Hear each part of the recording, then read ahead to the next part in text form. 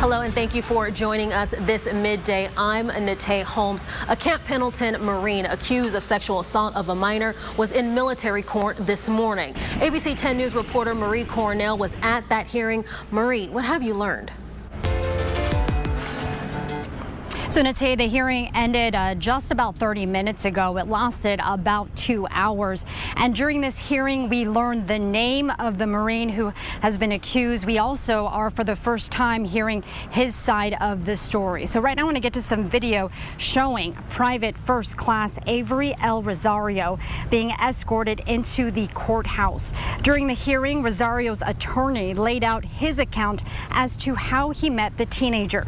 She says the two met on Tinder, and he thought she was 22 years old based off of what she repeatedly told Rosario and what her public profile said.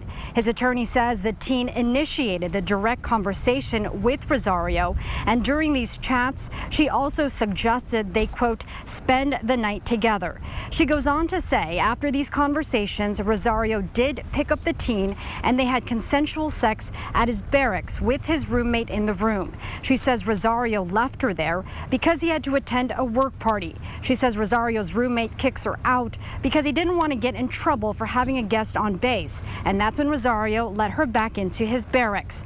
We also heard from the government side as they laid out the evidence they've sent over to the preliminary hearing officer, who in the civilian courtroom is equivalent to the judge. Those include a restraining order, photos of the victim, Tinder conversations, and a Google map signed by Rosario. So in terms of what happens next, the preliminary hearing officer will take all of this information into account and will hand off a recommendation to the Marines chain of command, in which the regimental commander will decide what to do moving forward, whether or not to send this case to the court martial. So again, a lot of information to sort through in this 2-hour hearing. We'll have more in later newscasts. Live from Camp Pendleton, Marie Cornell, ABC 10 News.